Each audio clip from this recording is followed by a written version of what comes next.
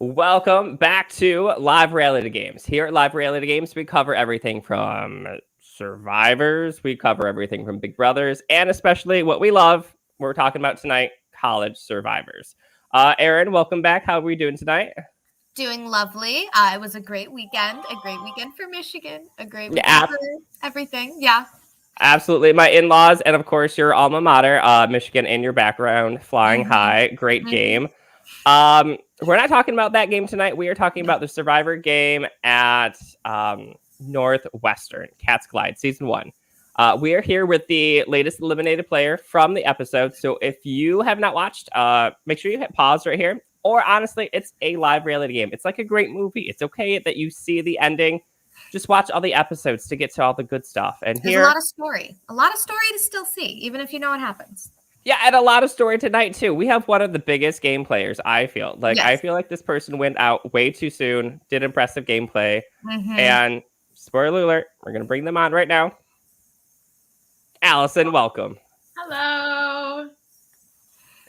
We're applauding you being here, but I'm secretly super disappointed to see you here. I didn't see this coming at all. I know a lot of the bigger game players were got voted out, and now we're here with us tonight.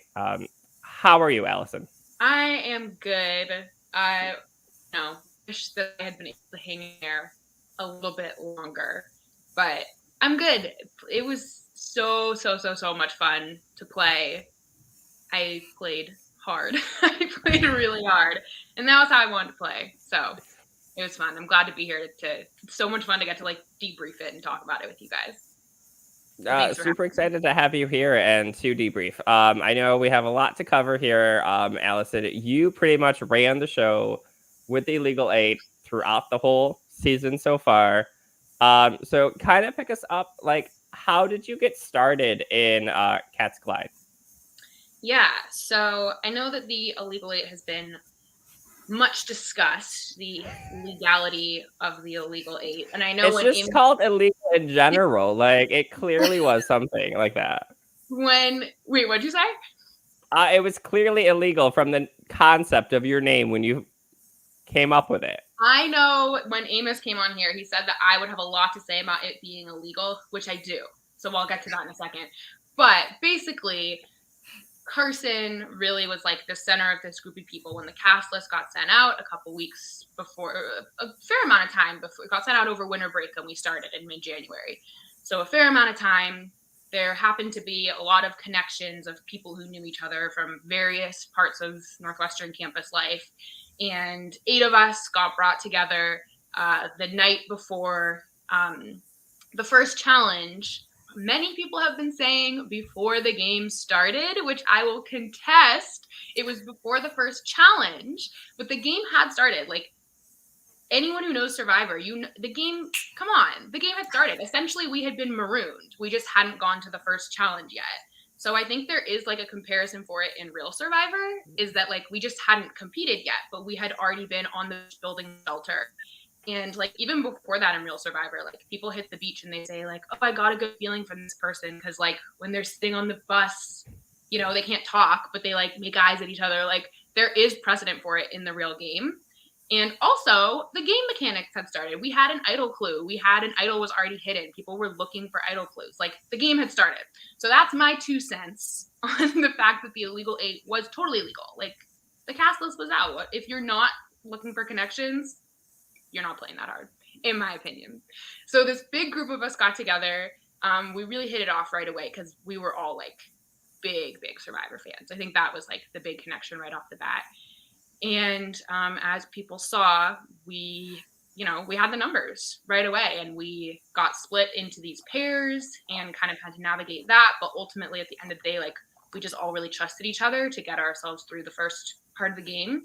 And I think I took kind of a leadership role in that group, some could say, making some of those decisions sort of in the early parts of the game. The hardest part was, we had to try to navigate this without letting our partners know, and when we got split into tribes, without letting our other tribe mates know, the actual lines that were running the game, which weren't the partnerships and were not the tribal lines, at least towards the beginning part of the game. So that was really fun to navigate that and to get to sort of, experiment with strategy and get to know different people and the little sub-alliances that started to form. And then that kind of took us to the merge. And I see Carson in the comments, but a little Carson blindside had been a cooking for a couple weeks.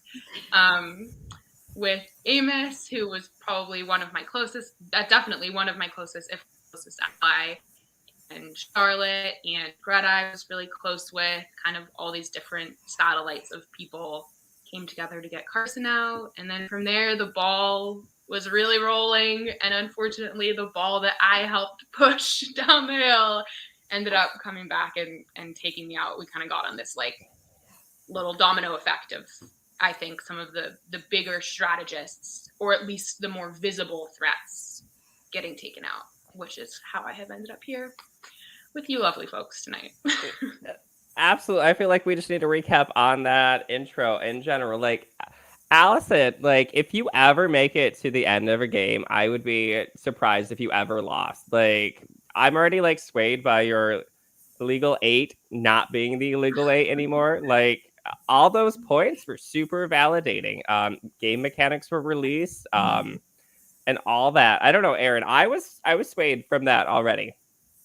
Yeah, I'm 100% with you. I was also I was already on the side of it not necessarily being illegal, because if you, as a prod member, as a host, if you release the cast, you got to expect that alliances are going to start forming, because like Allison said, if you're not doing that, then you're not really playing the game. So, but you phrased that beautifully. I can tell you have thought about that a lot. I've had to actually convince people that it's not illegal. So beautiful argument. Completely agree that if you were in a final tribal council, very dangerous, very scary. Now you said a possible leader. Do you think you were the leader, or is this guy in the comments, Carson, the real leader of this illegal 8? I mean, I really think it depends, like, how you define a leader within Survivor. Like, who brought the group together? Absolutely Carson. Like, Carson, like, the Survivor Northwestern Instagram post graphic explaining how the illegal 8 came together at the beginning of the season. And Carson's at the center of that graphic, as he should be, because, like, he knew Amos and he knew Sammy and Sammy knew Kylie and, like, Amos knew me, and he really brought everyone together. So Carson 100% gets credit for, like, forming this alliance. But I think in a group of 8, like, the decisions were obviously not gonna be made equally, and that's not to say, like, I don't know, maybe other people have a different experience of it. Yeah, there we are. Yeah, there's our legal 8, folks. So we got Charlotte, Kylie, Sammy, Amos, Allison, Paya, Matt, and Carson. So you're saying that it was really Carson that was kind of brought everyone together, but you were more the directing member, maybe? It's possible. It's possible. I mean, I really at the beginning of the game. So Amos and I, at the beginning of the game, Amos and I were absolutely each other's number ones. Amos and I knew each other from our pre-orientation program freshman year. Like, we were, like, before day one friends in college. We had known each other for years, and that was, like, one of the highlights of playing Survivor. Like, I'm watching real Survivor with Amos next week in Chicago. Like, reconnecting with Amos from this game was, like, one of the biggest highlights of the game for me. So we were, like, really, really tight. And Amos, I would say Amos's, like, secondary ally was Carson. And so the three of us really were, like, that wasn't, like, a faux alliance from the start. Like, the three of us really were working together very closely, I would say, in leadership of the 8 for the first probably, like, 3 or 4 votes. I feel like where like Carson and I split a little bit, where I kind of felt like I was stepping up and was having more control of my own volition, was on the Jesse vote, which was, unfortunately, that episode didn't air in full. But that vote, I was, like, so bummed when that episode didn't air, because that was an episode that I felt like I really, like, made my first actual move of the game. I don't know. I can't help it. like that's just like my personality. Like if there's, when you like are in a class and they split you into groups and they're like, okay, talk about this for 10 minutes, and it's like quiet for a second, no one wants to be the first to talk. Like I can't stand that. Like I have to be the first person to talk. I'm like, what are we doing here? So just naturally, I think among others, it wasn't just me, obviously it was all 8 of us working in tandem, but I think I took it upon myself to sometimes be the person who was like, okay, if we're splitting a vote, like who's voting this and who's voting this, and like starting when we're all getting together and we're catching up about our weeks and then the conversation turns to Survivor, I think I would a lot of times be the one who's like, all right, like what are we doing here? So that was really fun for me because that I was really playing the game like really true to myself, like I think I would have had substantially less fun if I was forcing myself to like sit quietly and float more. I probably would have made it further, but it's a trade-off. I had a lot of fun playing like 100% true to my personality. So yeah. From a audience member, I totally appreciate it, and it makes the season and the whole series and the seasons and the whole game in general just stand out more when you have strong players like yourself that want to win. We saw it in Michigan as well. Michigan usually has some really strategic, over the top folks, and it connects better with the audience. Like we're fans of the show Survivor, and we want to see that gameplay in the same intensity. You're not on a beach or in a college campus, but you still are playing like you're playing for $1 million. Yeah, and people really were.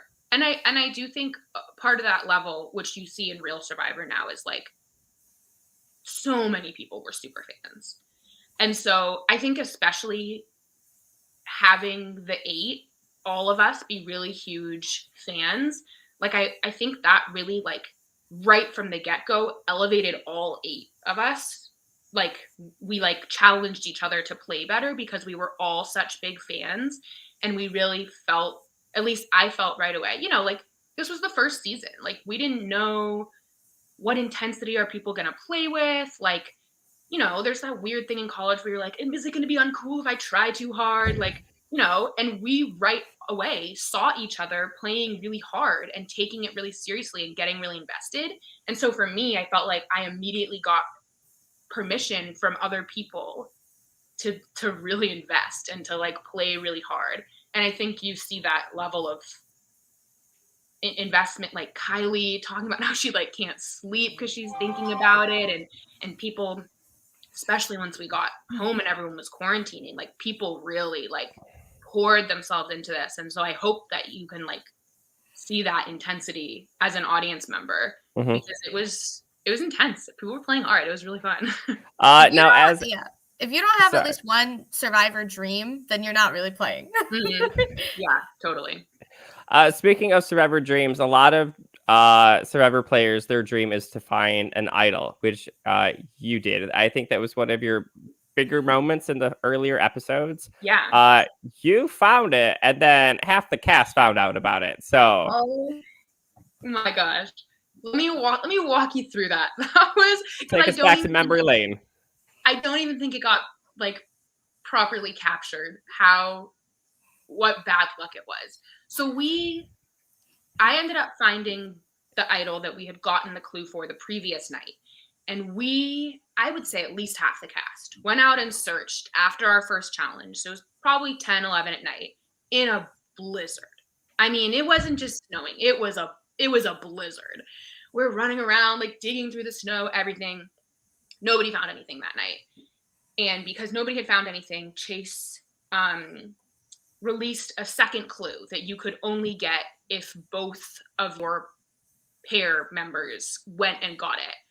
And the second clue, like people didn't find it or something. And then there was like a third clue. And the third clue was literally a picture of where it was. So I can't even say I didn't like solve the clue. We got the picture first. And it was a tree that was like outside the theater building. And I think in the episodes, they bill me as a creative writing major because we had a lot of theater majors, but I was also a theater major. I was theater, creative writing, dual.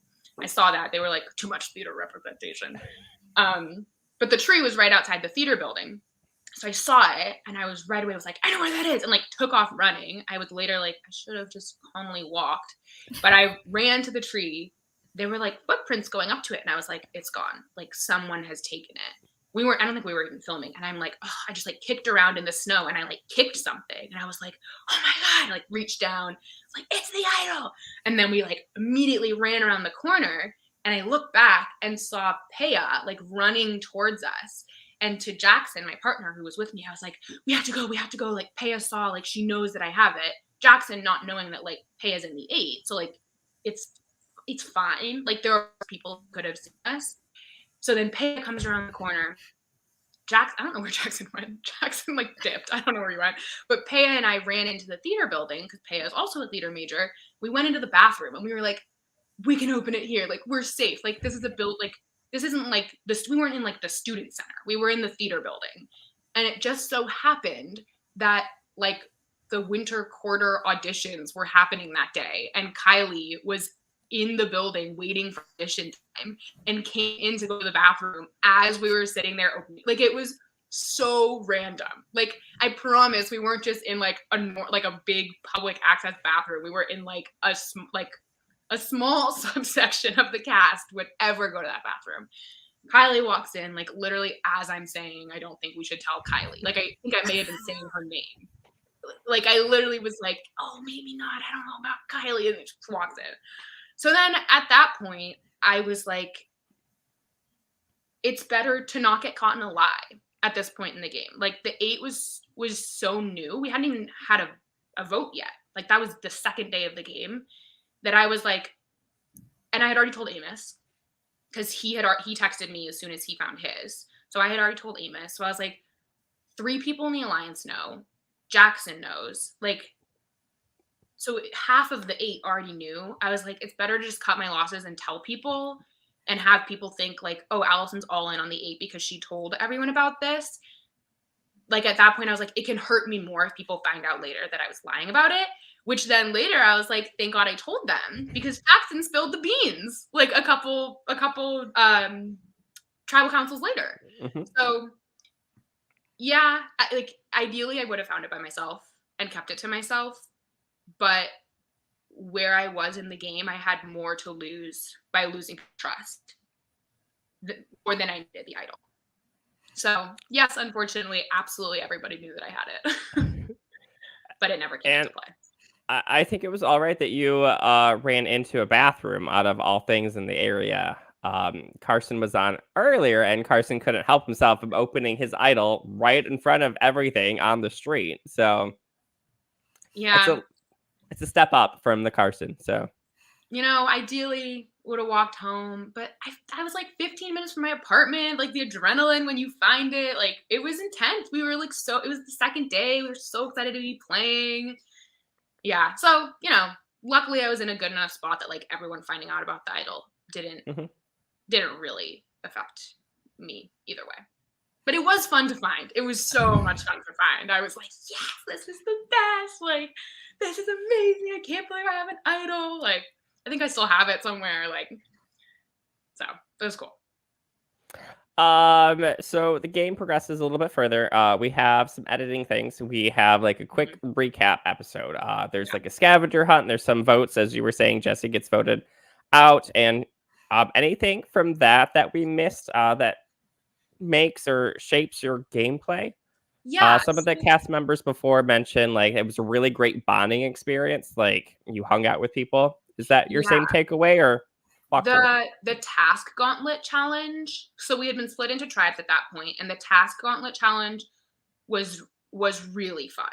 Like one of my favorite nights of the game. We like got the whole list, and we were all like, I think me, Matt, Carson, Jake, and maybe Charlotte were all like sitting together in the library waiting for the challenge to come out. And then we decided, we were like, let's just go knock some of these out right now.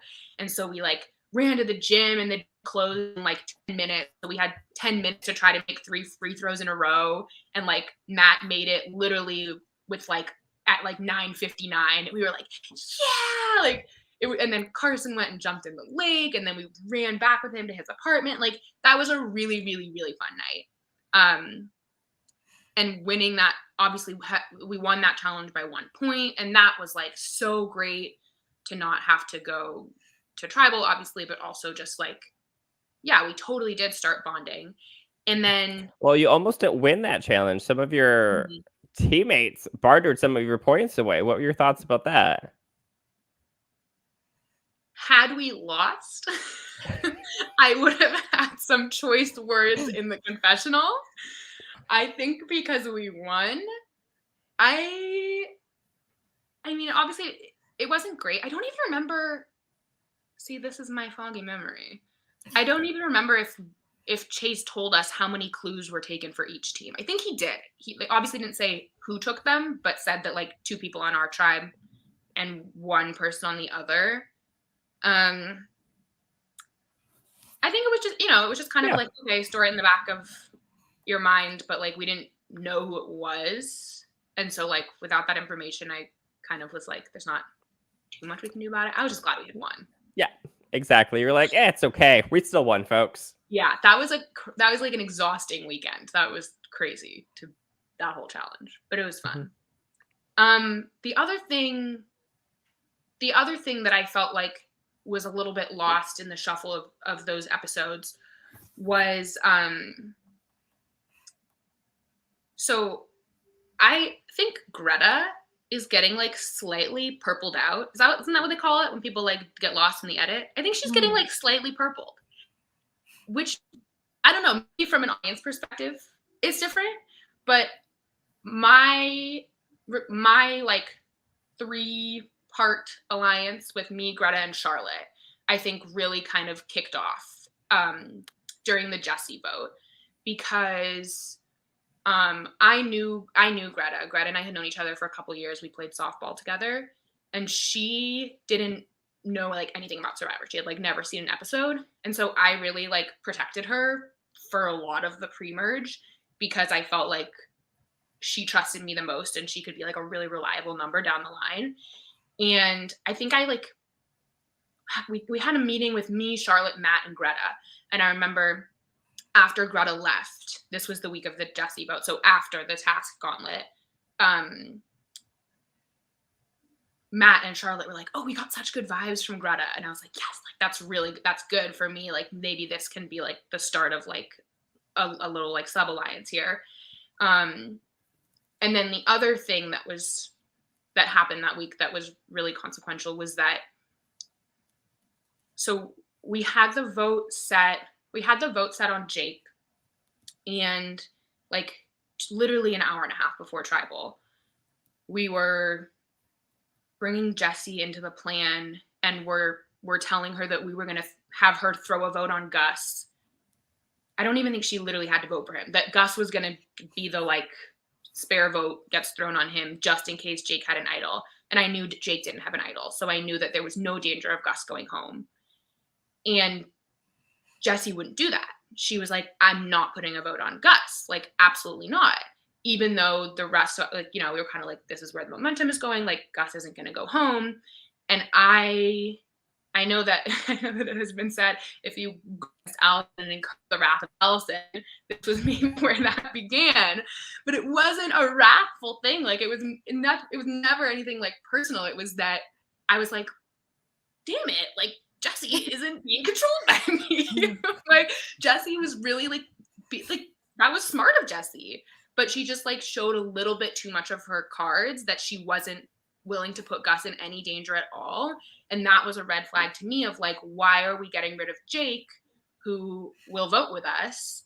I mean, obviously it's ironic that down the line he helps vote me out, but at that point in time, Jake wasn't pushing back at anyone. So I pushed really, really hard to switch that vote to Jessie.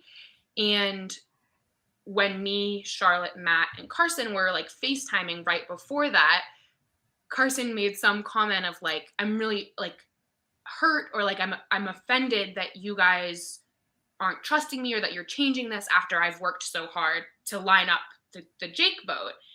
And I remember Charlotte and I talking about that after and being like, that kind of rubbed us the wrong way. Like, we also worked hard on that vote. Like, it was just this moment of like, it was like the spark of what eventually became Charlotte and I kind of like spearheading the Carson blindside. And so I think that moment of like connection between Charlotte and I obviously didn't make air because we missed that episode. Mm-hmm. Those were kind of the two big strategic things for me that I thought were missed, was the like really clicking with Charlotte and also kind of bringing Greta into the fold a little bit more. Well, that's funny because that's actually my next question in my notes after that was like, when did your connection with Charlotte really get established? We just see you kind of as a duo at this point. Now knowing that really Greta's a part of that. So that's something that I'm not picking up from the edit. Erin, did you get that same focus? I haven't. I feel like it is clear that kind of there is a reason that Greta's still around, that it's like you can tell that, yeah, Allison definitely, as somebody who was in kind of leading through these votes, and I can tell that it is coming through for me, at least, that Greta is somebody that's important to Allison, and that it's like, if the 8's going to fall, then Greta is a good person to have on retainer. But I think, yeah, I wish that there was kind of more from her perspective of like, but like, you know, Greta does say in kind of all of her confessionals that she does trust Allison and Charlotte and that those are kind of her people. But yeah, I think I do wish that there was kind of more setup for that, but I understand why it wasn't, if that it happened in those episodes that didn't make air. But I think it does also play to your strengths and your kind of reasonings as to like why you wanted Jesse out, of like not wanting pushback, because you set yourself up so well that you didn't really get a lot of pushback, especially like one of my, like, I commend you so much. I think it's a genius strategy of like having the you and Charlotte pair in any group conversation, of just having somebody already there who knows the plan that you want, who agrees with it, so that you can just say the plan and you already have somebody to say, yes, I agree, let's do that. Because it makes it like impossible for anybody else in the group to push back on it. And I think that is top tier strategy. Like, that is an incredible idea. And that was just genius to me. Well, at risk of lessening my genius, like Charlotte, we didn't necessarily like talk about, okay, we're going to go in and I'll say this and then you'll agree with me and then like no one else will be able to push back. But I think that speaks to like how closely we really were working with each other. Like Charlotte and I, like there was no point where I was thinking voting out Charlotte. I know like where we're kind of getting to in the game. We like were like, had I lasted longer, I think in a couple more votes that would have happened. And I know from some confessionals that she was starting to think about it. But like at that point early in the game, like our interests aligned, you know, like that's really what it came down to, is like, do your interests align with people? And if you do, you're going to have you're not going to have a lot of friction because you don't have to convince each other of things, you know? And so Charlotte and I, we clicked with the same people. We were kind of a natural duo that just, I mean, it was interesting that like you would have thought like Peya would be like her closest ally because they lived together, but they ended up not having the same interests because Peya remained really close with Carson, and Charlotte and I had this experience where we started to see how Carson's gameplay didn't align with ours, and Peya wasn't on our tribe, so she didn't have that experience. So it really started to be that like Charlotte and I had the same ideas. We would like get ideas at the same time and have that weird thing where you're like, is it going to seem too aggressive if I like say this person's name? And then they would say it, and then like the other person would be like, I was about to say that. Like we really worked together really well. And so I think that just like came through naturally, and that like we were really confident about our ideas. So we presented them almost as though they were a given, because in our mind we were like, that's the best idea. And we were just like hype each other up and be like, this is a great idea, because it was for us, you know? So like it was great. Like I absolutely loved working with Charlotte, and Charlotte and I think I don't even know if I told her that I knew Greta already. I think I might have just been like, I get good vibes from Greta. And like the thing about Greta that people say so much in the game that is true, Greta's a straight shooter. Like Greta doesn't really lie very much. Greta likes to win and Greta likes to play hard. Like those are like two huge values of hers in life and in the game. And so the three of us just our interests aligned. So we enjoyed working together, and then you like each other more, and then that all like snowballs. So you want to help each other more. Like, it's like that thing where people are like, if you don't like someone, do something nice for them because it tricks your brain into thinking you like them. That's like some psychology thing of like, be nice to someone if you're upset with them because it tells your brain that you aren't upset with them. It was kind of like that. Like, we were helping each other all the time because we liked each other, and then we liked each other because we were helping each other. So it was this really natural alliance. And then at a certain point, we started thinking about trying to see if maybe an all-girls alliance could be a way through the 8. And like, Sammy and Kylie were like a little too close with Owen and Amos to like to really get that to gel. But yeah, the 3 of us really had a lot of the same point of view about the games and really fell into this kind of like, I think you said it on like the previous podcast, Erin, like I would take the point, Charlotte would like give it the second, and then like we knew that we had Greta as a number, so we were a pretty powerful 3, because if you got one of us, you got all of us, and if you didn't get us, you lost 3 votes. So I think it was helpful to leverage that. And I think that example kind of, you said earlier that Greta wasn't the biggest Survivor fan in general, kind of explains her openness when talking to Ashley in this episode and just kind of like spilling stuff too. So her naivety, whatever the word may be, it's slipping me, but it really makes sense that she's not the biggest like Survivor fan at that point, and you were kind of keeping her in rein a little bit more with that aspect. So I see where that came from a little bit more now. So thank you. Yeah. I hope that going forward in the edit, we get to see a little bit more of what Greta is thinking, because Greta is really smart, and she didn't know the game at the beginning, but like I said, Greta likes to win, and in order to win, you have to pick stuff up, and like I hope that we get to see a little bit more of the dynamic of Greta moving forward. I guess the next biggest question, after that recap episode and whatnot, the pandemic happens and you folks move from an in-person game to an at-home game. What was your thought process going on? Take us back. That episode was so weirdly emotional to watch, because like you see us go from like, you know, there was that dumb line where I'm like, oh, I hope it doesn't get bad, I'll feel really bad, like, you know, we were all like, pandemic's not gonna happen, like that's crazy, to all of a sudden being like, holy shit, the craziest thing that's ever happened to us in our lives is happening to all of us at the same time. Like, it was so intense. So just from a personal standpoint, like getting to keep playing was like a lifeline. Like, it was so amazing to all of a sudden be at home. Like, I went back to California, to all of a sudden be at home, especially because I was a senior. It was my last quarter at Northwestern, to still be involved so actively with something. It was like a bridge that was like so great.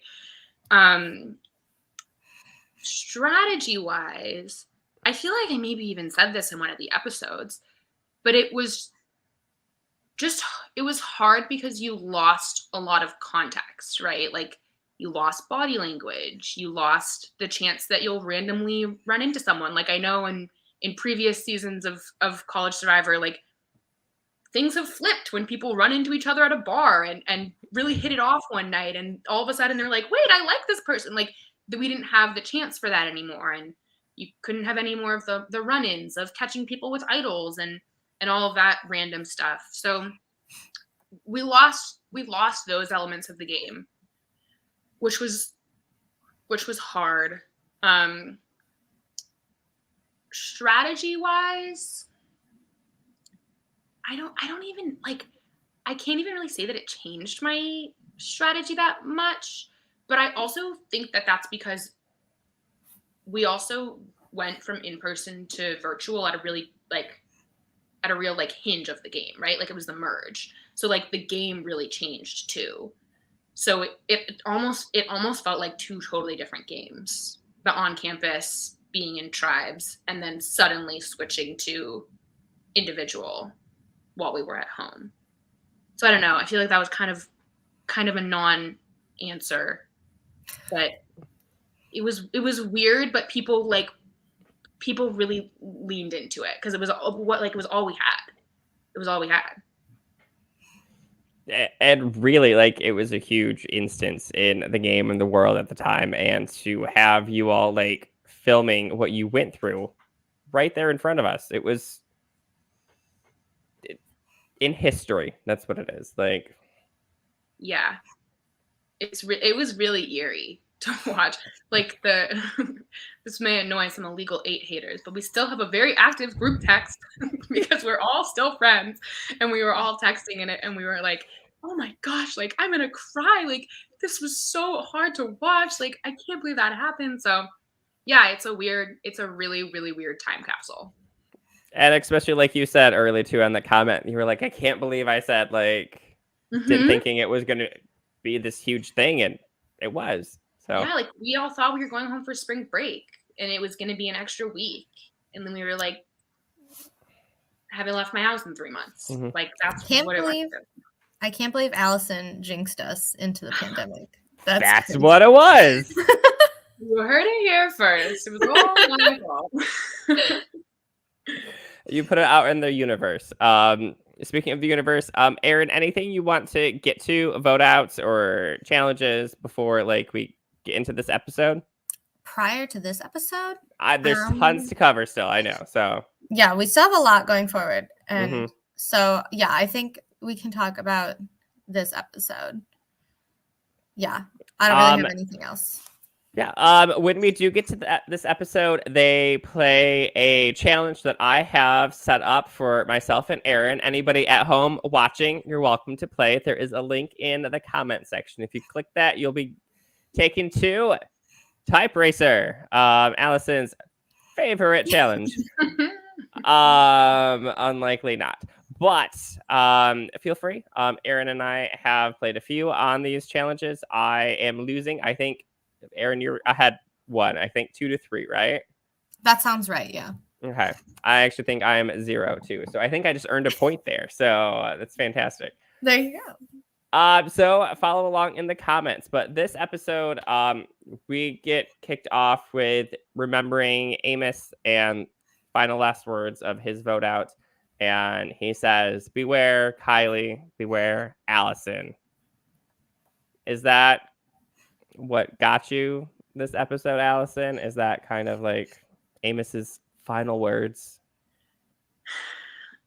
I don't think it helped.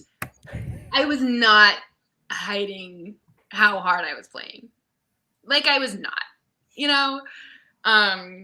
I think that was honestly probably one of the downsides to having this huge alliance, was that 7 people got to see how I played really unfettered. I was not pretending to not try hard, or I wasn't deferring to other people or anything like that. A lot of people got to see that I was willing to play really hard. I was willing to push for big moves. I was willing to vote off people that I had worked closely with, once we got past the Carson vote. So I don't think those words were what doomed me. Really, I think what doomed me was straight up genius gameplay by Kylie. Genius. Incredible by Kylie. I can't wait to talk about it. She went through and wrangled everybody that was kind of on the outs and just kind of kept up this facade for you and Charlotte, saying, oh yeah, we're still here, we're still gonna do gameplay stuff, and then had something totally on the side. Yeah. I don't think I knew until I watched the episode this week how perfectly she had weaponized telling Gus about the 8 and telling Jake and telling Ashley. That I texted her during the episode. I was like, oh my God, you're a freaking genius. Like, I think that was the strong, and I don't just say this because it resulted in my vote out to pump up my own ego. I think that was the strongest strategic move of the season so far. Like, that was being aware of the social situation, how people felt about each other, telling Gus that we only saw him as a number while she also only saw him as a number. Genius! Literally genius. Telling them about this master alliance and painting us as villains when they had been in the exact same alliance. Genius! Like, I don't know how she did it. It was a like master class in strategy. Like, I'm like literally honored that she had to do that to vote me out. Like, I thought that was incredible. It was amazing. Words fail me. It was so smart. Yeah. Were you ever planning on coming clean about the 8 to anybody else? I wasn't. I never thought about it because I don't think I could have spun it in the same way that Kylie did because of how hard I had been playing. Like, for me, it would have been a like, I've been lying to you the whole game, and I've helped make, or not even help, I've pushed for almost every decision, versus like, you know, Kylie could say like, she's the one who switched the vote to Amos. She's the one for Carson. Tell Gus, Al's the one who switched it to Jesse. Like, because I had taken more of a role, I set myself up to be blamed for all of those things. And so I don't think that I could have weaponized it in the same way. Like, even though we were all ostensibly in the alliance, and like Kylie and Sammy were just as like responsible because they knew about it. Like, I don't think I could have flipped it the same way. So no, yeah, I really didn't think about it. Like, I didn't even tell Greta. Yeah, I think you coming clean about it would be like, this is my alliance, and Kylie coming clean about it is like, this is an alliance I was part of. Yeah, and now I'm on the bottom of it. Right, exactly. So I totally see what you're saying. I also think it's really interesting how Kylie, like, it kind of played to her advantage that she had never talked to Gus before. Because she's like, basically, like, I have no reason to lie to you. We have no relationship. Yeah. So, like, here's a bunch of tea. But kind of on the flip side, too, it's like, this is the first time you're ever talking to me. So, like, how does this make me feel? Like, how do you not see me as just a number if you're just coming to me now when you need a number? So I feel like it could have worked either way, but she did play it super well to get him to view it as like, wow, this is the first time you're talking to me and you're telling me all of this great information. And it's like, yeah, I think she played that conversation super well, because I think it also could have gone pretty poorly based on the situation. It's a story so crazy it could only be the truth. Yeah, exactly. Like, how could she possibly make that up? Like, it had to be true. And I think that was also a instance where Kylie and Sammy, but I do think that, you know, we saw Kylie more being the one having these conversations, but I do know that she had them behind the scenes with Sammy first, a la Charlotte and I, but then Kylie was the one who kind of had those Zooms. Oh my God, what was I going to say? Oh, this was also an instance of where Kylie was very aware of how her interests now aligned with Gus and Ashley and Jake. And so she got to tell them the truth. Like, that's the best in the game, when you get to tell people the truth and mean what you say when you say you want to work with them. So it was really smart. It was a really good move by them. Yeah. I loved the different reactions too of everybody finding out about the 8. Like, Gus and Jake were kind of like, whoa, that's crazy. I know. And Ashley was like, yeah, I knew there was a bunch of shit going on that I didn't know about. Like, I figured. Yeah. Ashley didn't know much. She did not. And she plays it off pretty well too. She says that confessional, just apologizing to any Ashley fans. Erin and I jumped on the bandwagon of Ashley last episode. Ashley does say some really comedic things, maybe under the influence a little bit of few beverages, but she's very enjoyable over Zoom, at least. I didn't Zoom with her very much, to be honest. Like, I actually don't think I ever Zoomed with her this past episode, because this was when the whole everything was going on of how she had been speaking about me, and I had really kind of like outsourced like people bringing Ashley in. I didn't particularly want to work with her, and it was also weird because there was the extra, or there was the steal that had been purchased. So it was this weird like 7-3-6-4 split, but because of that extra vote, it was like almost superfluous. I don't know. It was. I legitimately interacted with her once, and then tribal councils. So I don't know. She's funny, but for obvious reasons, it's not like gonna make my top 10 like favorite list probably. Absolutely. People just don't connect. It just in general, sometimes it just doesn't work out. Yeah, I think actually that was one of the harder things of being on Zoom, was that if you didn't have a connection with someone, it was really awkward to like reach out to them and be like, hey, like, like if you're in person, you could say like, oh, do you want to go get a coffee? And then like you can make small talk for a little bit and see if you can find something to connect about before you get into the nitty gritty of the game. But on Zooms, it could sometimes have this weird clinical thing of like office hours, like, so it was hard. It was, if you did not have those connections once or before you had left campus, it was hard to make them. So again, all the more reason that I like commend Kylie for being able to make that connection with Gus that she didn't have before.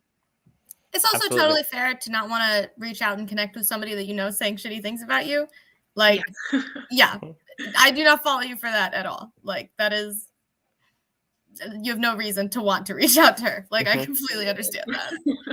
That was a little bit tough to watch. Yeah, I think the editing team showed it pretty well, at least from the side of like, here's all the bad stuff that Allison said about Ashley. Crickets. Yeah. Like, come on. There you go. Literally never said anything bad. It seemed like a really manufactured rivalry. Like somebody else made it up. Like it felt like somebody else kind of made you guys not like each other rather than it coming from like some sort of natural place. Is that a correct read, or? I think really what it was, and this also didn't get shown, I think, at the like running challenge. There was a little bit of a rule correction or something that came up that kind of started this. Yeah, so like we were told that like the team leader got to run without any weight.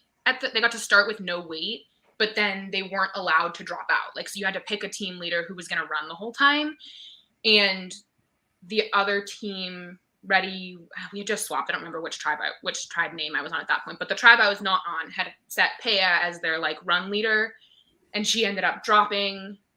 And so like we got to the end, and their leader wasn't running with them anymore, which I had heard. What I had heard was that was not allowed. So afterwards, I was like, why was Peya allowed to drop? Like, our leader ran the whole time. Like, Peya should have had to run the whole time. Which in my mind was like, they didn't listen to the directions. They should have set their strongest runner. And if they didn't set their strongest runner as their leader, like they should have still had to stand by that. Whatever. Chase ruled that it was fine that they had won. But I'm really competitive. I'm really, really competitive. And I'm really a stickler for like, what's the point of setting rules if we're not going to follow them? Like, it's just who I am. Like, I can't, it's the same thing of why I played so hard. And so I had just run the whole time. So I was pissed. I was pissed that we hadn't won. I wanted to win. And I was like asking Chase why weren't the rules followed? Basically, what I had heard were the rules. Mm-hmm.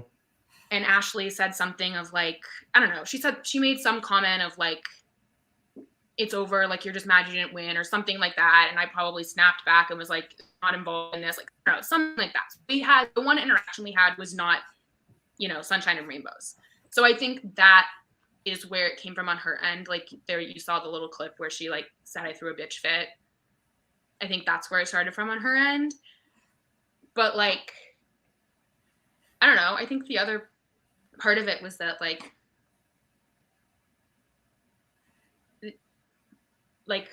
we had like my alliance had all the power, you know? So like I absolutely get why people were frustrated when they kept being told that things were going to happen and then that thing didn't happen, and then they were offered no explanation as to what had happened, like why the plan had changed.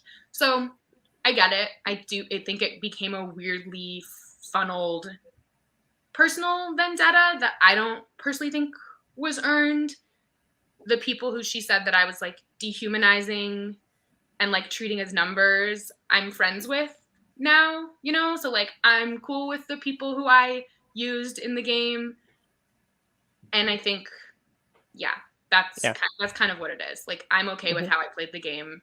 Other people who I played with are okay with how I played the game. So yeah. Yep. And then like connecting with people that aren't in your alliance usually isn't seen as like a, hey, let's just be friends. It's more like, oh, they're talking with the enemy. Why are you pushing your numbers that way or something like that? So it's a game, it's competitive, and there are things that are said at the time and hopefully are a little bit resolved now looking back, or we'll get there when we get there. So yeah. All right, that brings us to the challenge here. Up for the challenge, Dustyn and Erin, I have on screen share here, folks. I did not pick the challenge. I think this is very wordy. I'm looking at it right now. So hopefully I'm up to 114 words per minute as Allison. Not the victor of this challenge, which we'll get to in a moment, which was surprising. But I do have the screen here. I did a practice run. I got like 60. So, oh my gosh, is it starting now? Oh, are we going? Oh, I didn't know that. How? I didn't hit start. Somebody else hit start, but I think we're going. Did you hit start, Allison? No. Are you playing with us? Who's with us? Am I playing? I have no idea. I'm in the green car. I'm clearly losing. Oh, who's playing with you? I have no idea. You're in this, right, Erin? I'm here. Okay. Oh dear. I was gonna have like Allison like start us off and everything, so I'm. All right, Allison, I'm not ignoring you. Survivor's ready. Go. There we go. I got it. Oh, there we go. Okay. Who is Tyrone? I have no idea what. Lots of punctuation going on. It's way too much. Like.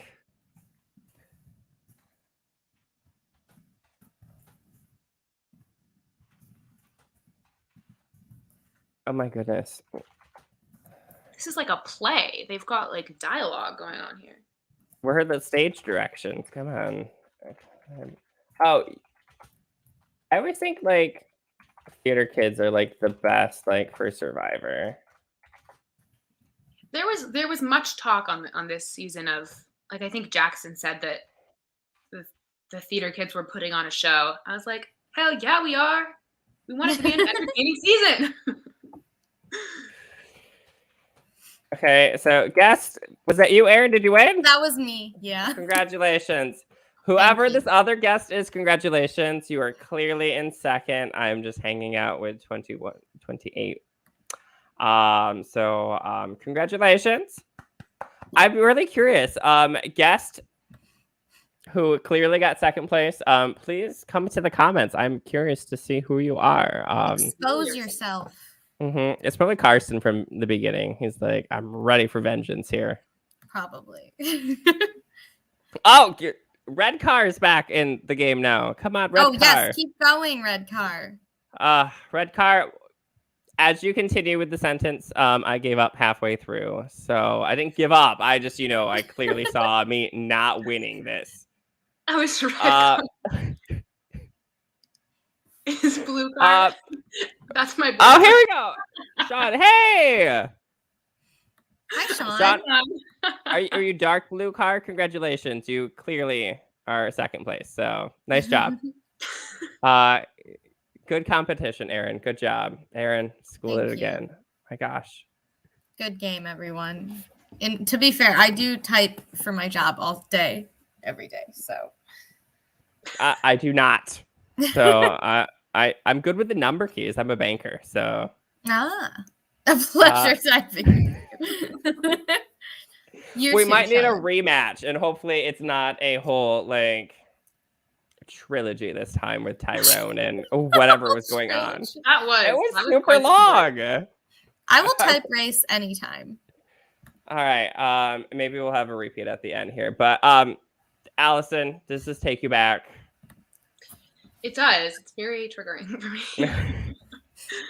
I was so bummed. I didn't win that challenge. Like Kirk was too. He was in the red car. Oh my gosh, 8 words per minute, Kirk. Speed demon. Good try. Speed. Wait, second place, like you were right there. Like thanks. Yeah, I kept being kind of up there for some immunity as I got third place in the GeoGuessr one. Which, I'm gonna have to throw Kylie and Matt under the bus here real quick. They were both Googling things. They were both Googling during GeoGuessr, and I thought it was against the rules. So I didn't Google, and I lost. But no, the type racer, I was really bummed that I didn't win. I'm a very fast typer. Gus must have been hype. He already knew he wanted to vote me out. Like, no wonder. Like, that's well, we got a little victory dance from him and everything. Oh my god. His victory dance was terrifying. I liked the dance part, but the dabs were too much for me. Yeah, the edit that Gus is getting is hilarious, which is rightfully so, because Gus is very funny. Mm-hmm. You know, we didn't get to see him very much before like this quarantine aspect of the at-home stuff. So no, Gus is another one who didn't know the game very well at all, and then like picked stuff up. Also very competitive. I think that's kind of a pattern you see with people. Going forward after the challenge, you are released a set of items you can buy. We didn't see much gameplay kind of happening with this, but I'm sure there was a lot of talk what was going on. Can you walk us through kind of what was delegated and to who? Yeah, so there was a game mechanic where in order to transfer fire tokens to each other, you had to like strike some kind of deal for it, which it was kind of confusing, but because we were all on the lines and we were like, we want to like freely pass our tokens to each other. So we ended up bargaining information, which was that like I sold information to like Matt and Charlotte, which is that I told them that I had known Greta since the beginning of the game, which like had kind of already come out at that point. So we had to do all this complicated stuff to like transfer fire tokens to each other. And then we ended up buying an idol nullifier, if I remember correctly. And Kylie and Sammy on the other side ended up buying the seal a vote. Of course, in hindsight, I was like, why didn't we buy the seal a vote? Like, we could have just guaranteed that they wouldn't have enough numbers. And like, it's so easy to play that like hindsight is 2020 game and be like, oh, so obvious, just like buy the steal a vote. But we really thought we had major numbers on them. Like, we thought it was me, Charlotte, Greta, Matt, Paya, Gus, and we thought we had Ashley. We thought that I didn't talk to her, but we thought that other people had said, we think we have Ashley. So we literally thought it was 7 versus 3. So it didn't cross our minds to buy the steal a vote. And so that really ended up being the swap, which is pretty incredible if you think about it, that they switched a perceived 7-3 split where they were on the bottom because they pulled over Gus and they pulled him over right away. Like, I think that was maybe that night after the Amos vote. They pulled over Gus, they pulled over Ashley, they already had Jake, and then that steal a vote flipped it and made it 6-4. Like, so the fire tokens that we all we weren't paying that much attention to them, honestly, because there was so much stuff going on already. Like, they ended up being very, very consequential. And ironically, like, the next week in Winners at War, because this was when Winners at War was airing, was like the first time a steal a vote was played successfully. And I was like, this is awful. Like, I can't watch it. My sisters were like laughing at me. I was like, this is horrible. So yeah, really what was going through our mind was that we thought we had such a numbers advantage that the only way that we could be in trouble was if they played, was if Kylie played her idol. And I don't really remember the thinking of, oh, well, obviously we played it on Sammy because we were voting for Sammy. Yeah. Yeah. And as you saw in the episode, I talked a little bit about like why I didn't want to go for Kylie, because I thought Kylie was a good shield because she was playing really hard and had at that point, you know, she had this like underdog story brewing. Which will be fun for you guys to see how that all plays out. But yeah, that was our thinking with the advantage menu. I wish we had just bought the steal vote, but we didn't think we needed the insurance. We had the numbers. Another thing you mentioned, kind of like watching the actual game show of Survivor and then playing it in person, was you made a comment, oh, why do these people always target the other person? Erin, I think that means you were about to ask the question too, right? I was on the same train. Yeah, because I loved that confessional where you were like why on Survivor do they always say like, oh, we want to weaken this person? Like, why not just take that person out? And it's like, yeah, because I've had that exact same thought. I'm always like, why not just go for the big dog? But if like in your case, like you're the other head, like you're the other big dog, so you want that other big dog still there. You don't want to be the only big dog. So it makes complete sense if you are also like ahead of a power, which you very much were. So yeah, in your case, it made complete sense. And just like, you know, how you're rationalizing everything at the beginning of this podcast and like everything throughout, like you make everything make so much sense. And you're very good at articulating and explaining like everything. And every one of your confessionals, I'm like, that makes sense. Like, yeah, it just like I get it after you explain it. I'm like, yeah, Allison, that's right. Well, thank you. It's because in my mind it did make sense. And then I just had to try to convince people that what made sense to me also made sense to them. Right. Which you successfully did. And then unfortunately at a certain point, Kylie made a better argument to Gus. Like that's really what it came down to. Yeah, even though you had like a 4-step plan in place for everything that had happened. So can you like, I know it's probably hard to remember the specifics of but how much did the vote actually change if somebody did this or if somebody did that? There was a vote steal at the beginning. And Kylie stole Charlotte's vote. Yeah. So the first contingency was no one plays a steal a vote. Again, had we just purchased the steal a vote, we could have guaranteed that outcome. And just to clarify, there was only one available, right? There's just one available. Yeah. Okay. Oh, okay. So, or I think so. Yeah. So we had a plan for if they didn't play the steal vote. I think we were going to split votes. We were probably going to do a 4-3 split, Sammy, Kylie. And then it was if they played the steal a vote, I think then in that case it might have been a tie, because they could have got in. We thought we had 7, so we thought they could get it to 6-4. So then I think it was just all votes on one person. I can't for the life of me think what the 3rd and 4th contingency plans could have been. I probably have that notebook somewhere. I think if we pause it too, I think you actually hold it up to the camera at some point, but those are just the little details that I was like, possibly think. Oh, I think it was like if there was I think we had a contingency for if Ashley voted with them, actually, where they could have gotten it to a tie, and then it was like if we go to a tie, who are we putting the vote on? Are we putting the vote on Kylie? Or are we putting the vote on Sammy? And then there was some idol nullifier plan, which must have been in place for all of them because you had to put it in. Oh, it was if they stole a vote, then play the idol nullifier, something like that. Something like that. But no, I did fall prey to if you write your plans down, they don't come true. One of the funniest lines in this episode, I thought, was Jake telling Kylie and Sammy and Ashley that I wrote down a notebook and called it "This is where dreams go to die." I was watching it and I was like, did I see that? I was like, sounds like something I like might have said in jest, like I might have been like sarcastically like, "Oh, this is where dreams go to die." I was like, maybe I was like, I guess I said that, and then it like cut to him being like, "She didn't say that." I was like, "Jake, you sly dog." That was so funny. I have that on my notes too, and I was curious. What would you actually call your burn book? A strange question. You probably would never get asked, except for this episode is called this burn book that you clearly do not have. I didn't have one.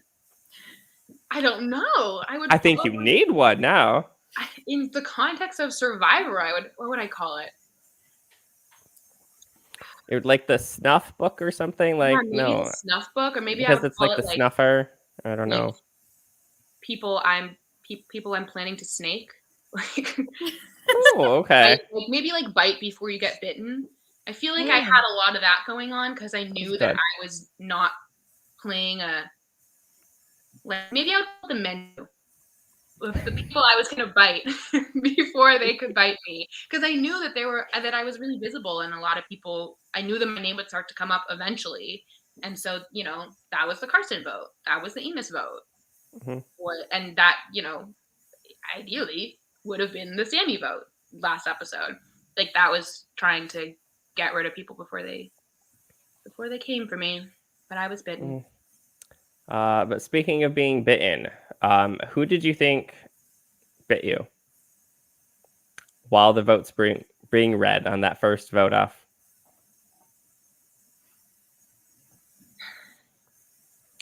I'm assuming Ashley. You probably assumed Ashley. We didn't have Ashley. I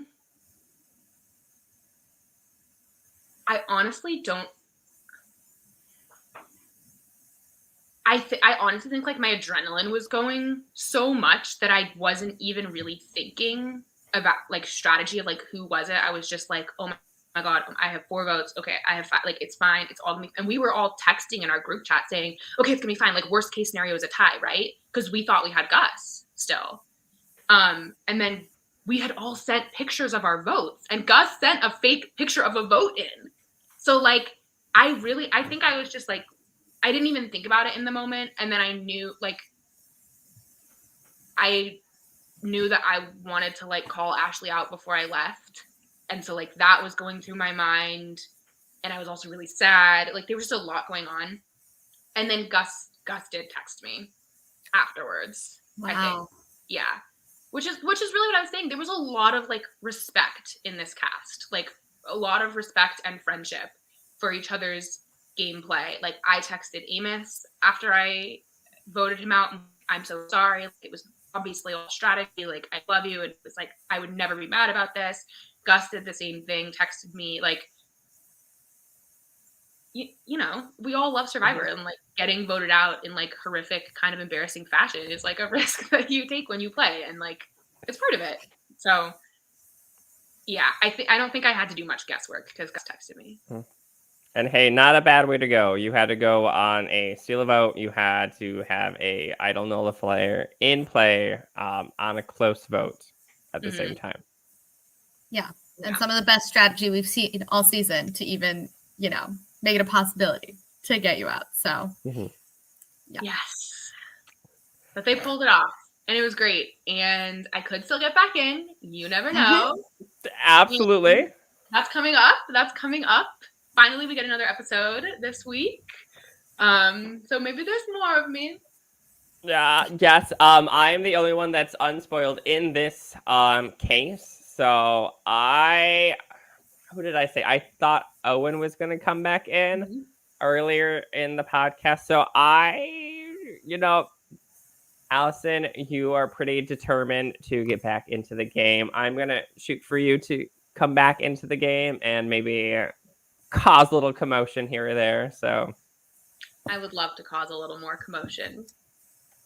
Speaking of causing more commotion, are you planning any games in the future, or do you have your sights more on schooling? What's going on?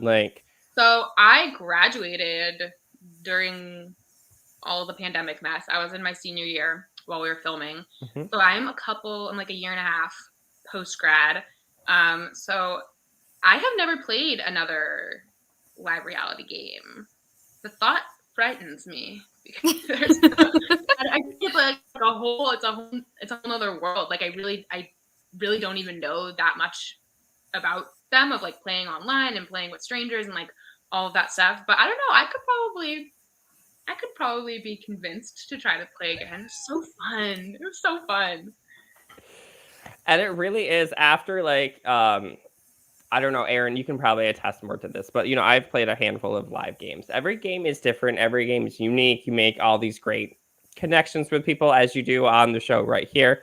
But it's a little bit different though. Erin, you can probably speak more to this. Like besides the college survivor, there's like outside things too you could get involved with too, other games. So yeah, I haven't played another live game myself other than Survivor Michigan, but I've played a lot of online games. And yeah, I've made some of my best friends out of those, honestly. Mm-hmm. It is kind of weird, but like especially you having experience transitioning to online even in your own Northwestern season, like I met Carson through an online game. Yeah. And if you're in the College Survivor Facebook group, there's always ads for orgs in there. So I've gotten a couple out of there. But yeah, I've been to like Connecticut to visit people that I've met in orgs, and so awesome. I really feel like with the community and like even people outside of the College Survivor realm, because I've played a couple that weren't College Survivor people, but it really feels like wherever you go in the country, you're going to know somebody, which is just a very cool feeling and would definitely recommend it. That's awesome. That's so cool. One thing I would say that I feel like I forgot to say is that, especially for College Survivor, that I feel like this would be so different playing online with people you didn't know, is that like the context of who you were, where you were in school, like really mattered in college games. Like I think a part of the reason that I was able to have as much sway as I did was that I was a senior. So like within our alliance, I walked with a little bit of confidence on campus. I had like been there for 4 years, and especially with like Kylie and Sammy, like they were both theater majors, and the way like theater is structured at Northwestern is like when I was a freshman, like I very much looked up to the seniors. They've like gone through this whole program that you're about to go through. Like I was the president of an improv group that Sammy was in. Like I think those things absolutely play a role. So I would be really curious to see how I would do in an online Survivor game where I didn't like walk in with that bit of confidence that was like earned. Mm-hmm. Would you ever play like an outdoor Survivor?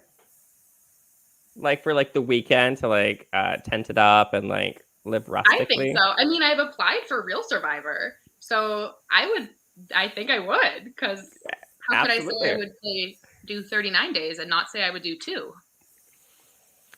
For anyone interested in following along with any more live reality games, definitely check out our Facebook page at Live Reality Games. We'll post all the latest content, applications, but also head on over to the group. It's kind of like an open forum. Anybody can post applications, or you can head over to the Facebook group LRG Casting and find out all the available applications for anybody watching, especially maybe for Allison here if you're looking for something to do this summer. Any final thoughts about your time here? We might see you in a week or two, maybe. I don't know. You can. Allison, but up to this point, anything that you want to touch on before we head out for the night?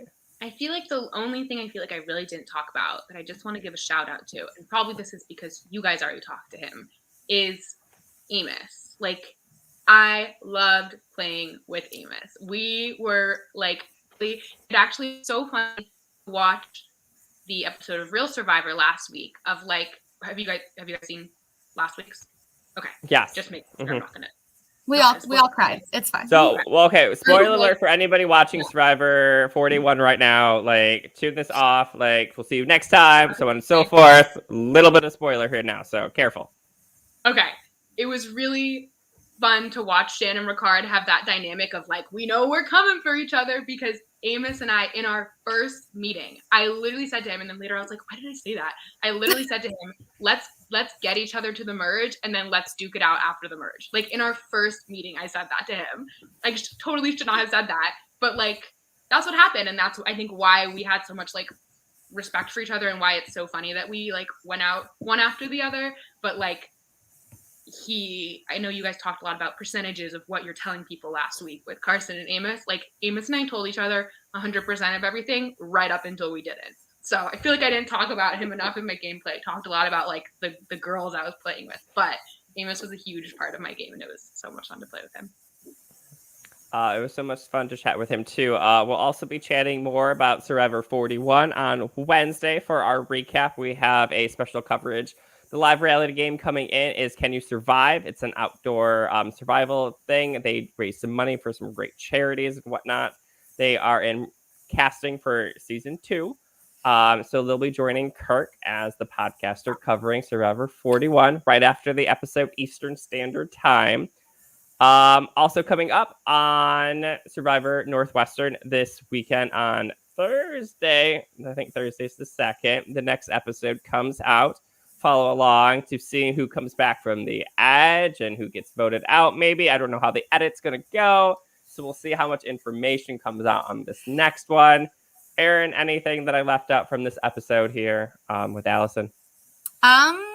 I don't think so. I'm very excited to see how next episode goes. I did love, we saw a little preview of Gus holding up his fake vote to all of the people that did not vote out Allison. So I'm very excited to see how all of that plays out, how the damage control works, and what we're in for going forward. I think no matter who comes back from Edge, it's going to be chaotic as hell. So very excited to see where it goes.